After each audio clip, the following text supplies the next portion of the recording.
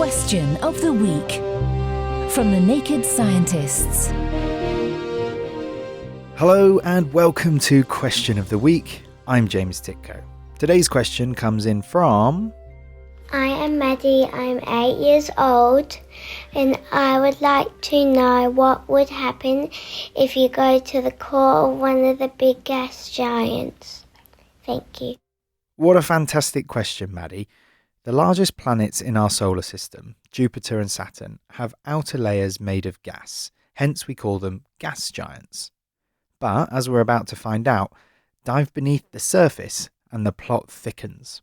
Here to guide us on our journey to the root of your question is Cambridge University astrophysicist Xander Byrne.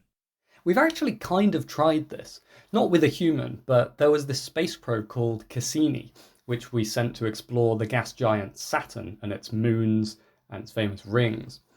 And when its main mission was over, we sadly had to destroy it so that it wouldn't accidentally contaminate any of Saturn's moons.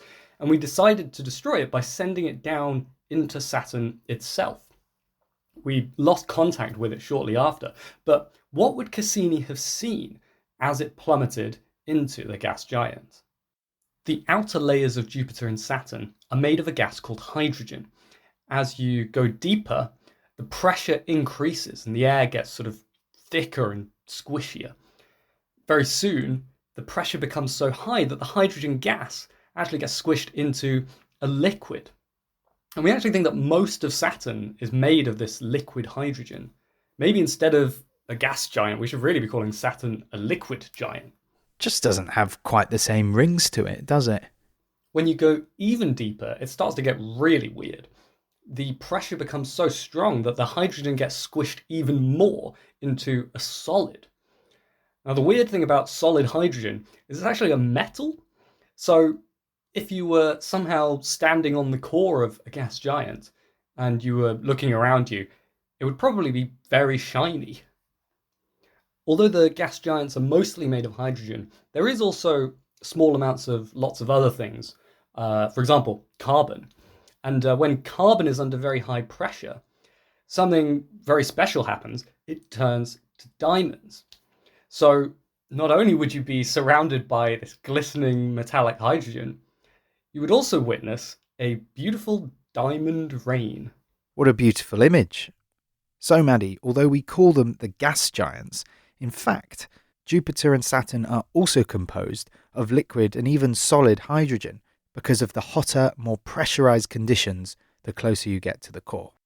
Thanks for sending that in, and to Xander Byrne for helping us with the answer. Next time, we'll be answering this question from listener Mike. Some cultures are seen firing multiple guns into the air when excited or celebrating. What happens to these bullets? Clearly, they come back to Earth. But is it nearby, and are they dangerous? Have people been killed? We'll look forward to answering that one. Before I go, just a bit of tidying up to do after our question on different species being able to produce viable offspring from a few weeks ago.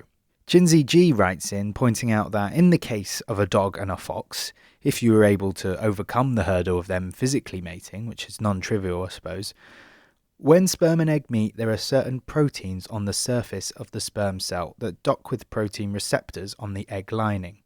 Sperm-egg fusion won't occur unless their surface proteins match correctly, which usually requires the sperm and egg to be from the same or very closely related species.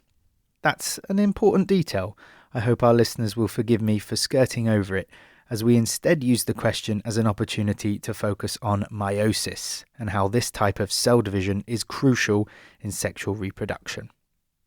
We love hearing this sort of feedback, so if you've got any thoughts on this or any of our other questions, please feel free to log into nakedscientists.com/forum and get involved. We're also always on the lookout for new questions, so please send them in to chris@thenakedscientists.com. That's all for now. Thanks for listening. I'm James Titko, and I hope you'll join us next time on Question of the Week. Question of the Week is part of the Naked Scientists podcast. Look us up online at nakedscientists.com.